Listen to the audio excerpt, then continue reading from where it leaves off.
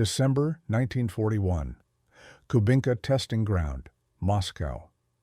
A captured T-34 sat in the snow, its angular armor still bearing German shell marks that had simply bounced off.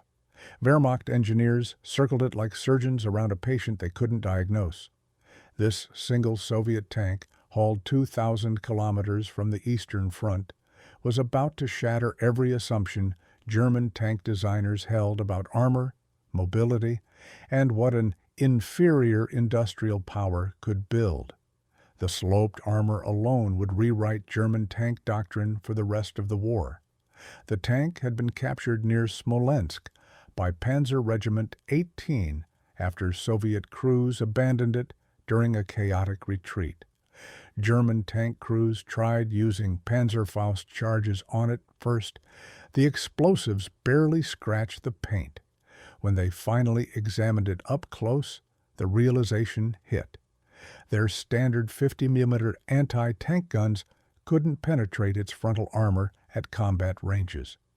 Orders came immediately from Berlin: get this tank to Kubinka intact. Every Reich minister, every weapons designer needed to see what they were facing. At Kubinka, Germany's premier tank testing facility, engineers began the most comprehensive examination of enemy equipment they'd ever conducted. They measured every angle, tested every component, fired captured ammunition at armor samples. What they found violated the laws of tank design as they understood them.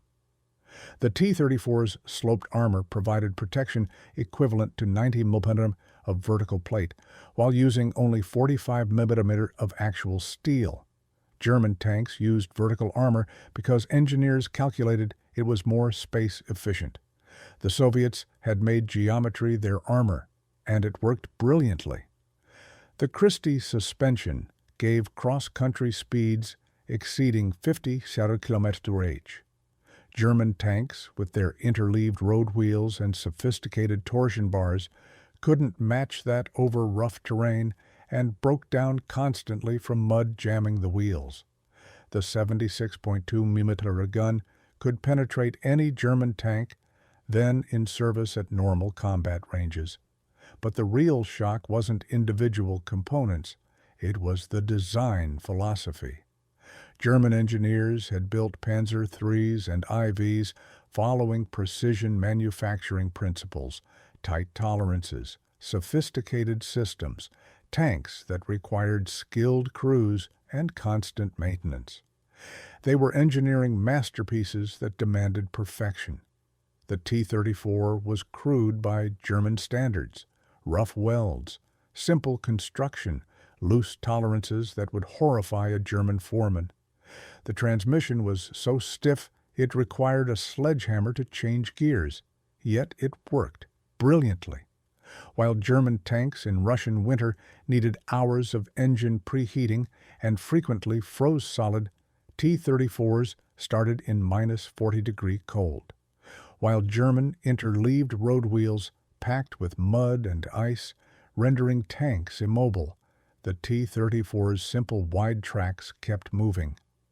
The diesel engine, which German designers had rejected as too difficult for tank applications, proved far more reliable than German gasoline engines and nearly impossible to set on fire. The crude tank outperformed the sophisticated one where it mattered, on the battlefield.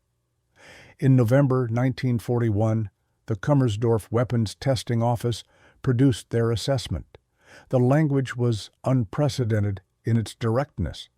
The T-34 was superior to any German tank in service.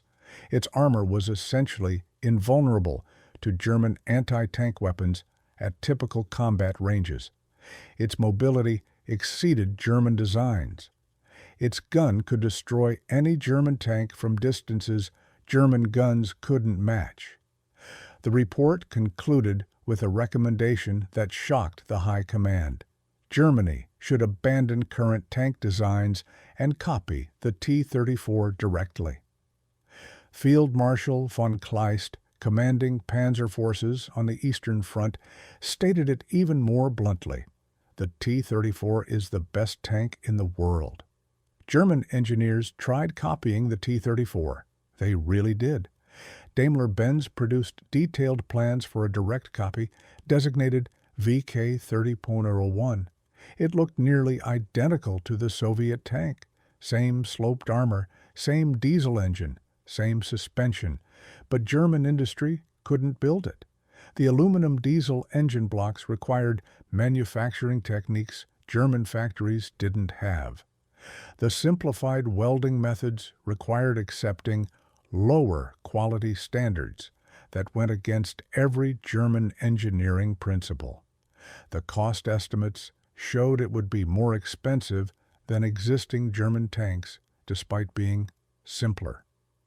The project died in committee meetings.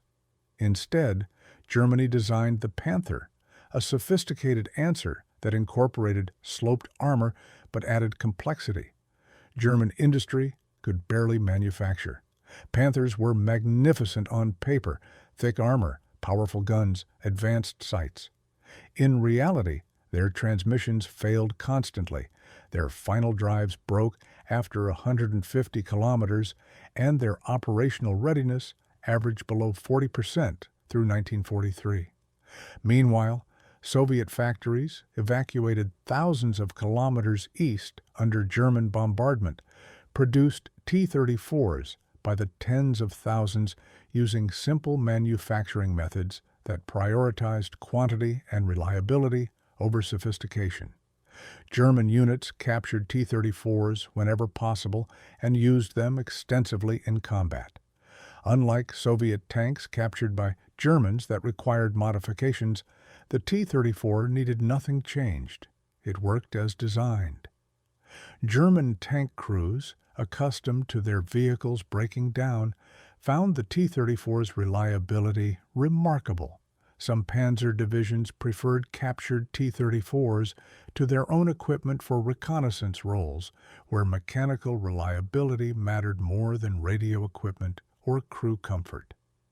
The T-34 didn't win through technical sophistication. It won through practical engineering that prioritized what actually mattered in combat: protection, mobility, firepower, and above all, reliability. The crude tank beat the sophisticated one because it showed up to fight.